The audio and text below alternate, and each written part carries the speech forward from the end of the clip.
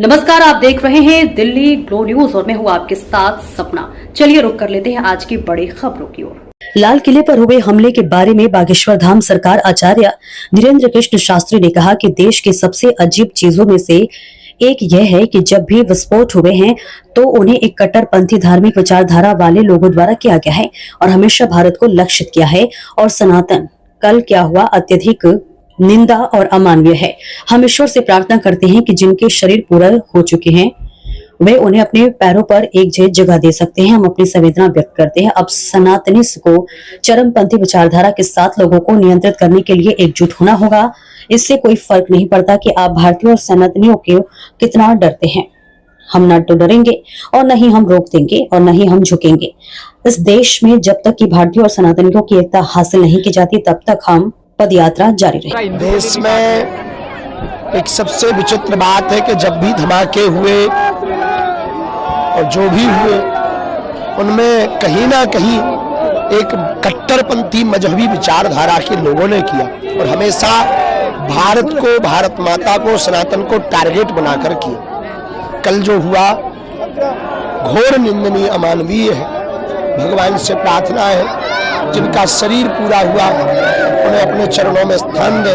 हम शोक संवेदना व्यक्त कर रहे हैं। कल हमने मौन धारण भी किया, परंतु ये सिद्ध है कि कट्टर मजहबी पंथ की सोच की विचारधारा के लोगों पर लगाम लगाने के लिए अब सनातनियों को एक होना ही पड़ेगा।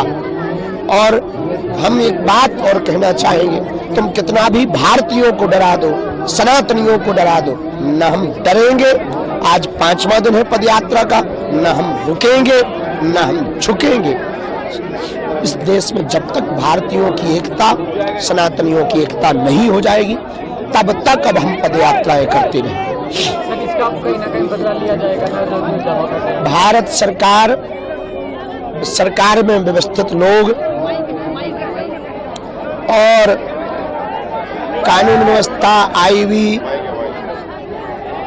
इंटेलिजेंस सब लोग जांच कर रही है और ये निश्चित है कि उनको, हमारी मांग है भारत सरकार से कि जो पकड़े जाएं उन्हें सजा नहीं, फांसी दी जाए। जैसे कि आपका नारा है कि जाति छोड़ो और हिंदू एकता है, अगर हिंदू एक होता तो ये हिम्मत नहीं कर पाते। यदि सनातनी एक हो जाएंगे तो ये डराने धमकाने की मजहबी विचारधारा पर पूर्णतया ब्रेक लग जाएगा, इसमें कोई संदेह नहीं। विचार परिवर्तन ही हिंदू एकता है जी। और बाकी पदयात्रा निर्विघ्न में चल रही है, आगे भी निर्विघ्न चलेगी। हरियाणा सरकार, केंद्र सरकार पूर्ण रूप से निगरानी कर रही है। सभी श्रद्धालुओं से अपील भी है किसी भी प्रकार की अफवाह में न पड़ गए। भगवान की कृपा से ये निर्विघ्न संपन्न। 13 लोगों की मौत हुई और 17 घायल। हनुमान जी के चरणों से प्रार्थना है, जिनका शरीर पूरा हुआ उनके प्रति हम शोक व्यक्त कर रहे हैं। कल रात्रि काल में हमने हवन भी किया और जिनका शरीर घायल हुआ वो जल्दी स्वस्थ हो जावे, भगवान की कृपा उन पर हो जावे, वो जल्दी से निरोगी होकर घर पहुंचे। सर, आपकी यात्रा में जैसे कि लोग बच्चे हाइड्रा से तार पे चढ़ जाते हैं, पुल पे चढ़ जाते हैं, उसके बारे में बता दीजिए। हमने आज एक संदेशा और आह्वान किया कि जहाँ जहाँ सभाएं हो वहाँ दर्शन करने जावे। हाई टेंशन तार, ऊंचे पुल, ऊंची इमारतों पर चढ़ने से बचें ताकि किसी भी प्रकार से अप्रिय घटना ना हो सके। और सनातन हिंदू एकता पदयात्रा का पर दाग न लगे। और पूरे विश्व में वर्तमान में हिंदुओं ने तहलका मचा रखा है, खासकर ब्रज क्षेत्र में। और अब तो यही है, कृष्ण लला हम आएंगे, माखन मिश्री खाएंगे। क्या लगता है इस यात्राओं से बनेगा हिंदू राष्ट्र भी बनेगा, विचारधारा भी परिवर्तित होगी, लोगों के दिलों में हिंदू राष्ट्र स्थापित होगा। Thank you.